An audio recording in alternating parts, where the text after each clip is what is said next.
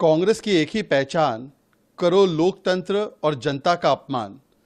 चुनाव अगर हारते हैं तो ईवीएम पर दोष, इलेक्शन कमीशन पर दोष, संवैधानिक संस्थाओं पर दोष, क्योंकि राहुल गांधी को बचाना है, और अब जनता के विवेक पर ही सवाल खड़े कर देना। मतलब झारखंड में चुनाव जीते तो लोकतंत्र की जीत, जम्मू कश्मीर में चुनाव जीते लोकतंत्र की जीत, वायनाड में चुनाव जीते लोकतंत्र की जीत, ईवीएम ठीक, और महाराष्ट्र में दुर्गति हो जाए तो लोकतंत्र ही हार गया। मतलब जनता के विवेक पर सवाल खड़ा करना। ये तो वही पार्टी है ना जिसने जनता को राक्षस भी बोला था। ये वही पार्टी है जो बार बार जनता का, संवैधानिक पदों का और संवैधानिक संस्थाओं का अपमान करती है।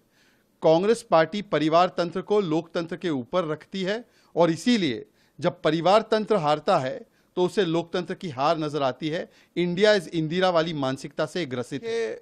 इंडी अलायंस तो हमेशा टुकड़े टुकड़े मोड पर ही रहा है, क्योंकि इनका कोई मिशन या विजन नहीं। ये केवल अपना अपना एम्बिशन, अपना अपना डिवीजन और कंफ्यूजन लेकर बैठे रहते हैं। बताइए, कांग्रेस पार्टी एक चुनाव हारती है तो उसके ही साथी उसे खरी खोटी सुनाने लग जाते हैं और कहते हैं कांग्रेस तुमसे ना हो पाएगा। महाराष्ट्र में वही हकीकत है, कांग्रेस से नहीं हो पाया। हरियाणा में भी कांग्रेस से नहीं हो पाया। कांग्रेस एक परजीवी पार्टी बन चुकी है। वो एक बोझ है, वो पॉलिटिकल क्रिप्टोनाइट है। जो कांग्रेस को टच करता है वो भस्म हो जाता है। और इसीलिए जम्मू कश्मीर में भी कांग्रेस पार्टी एक प्रकार से सबसे बड़ी बोझ की तरह थी।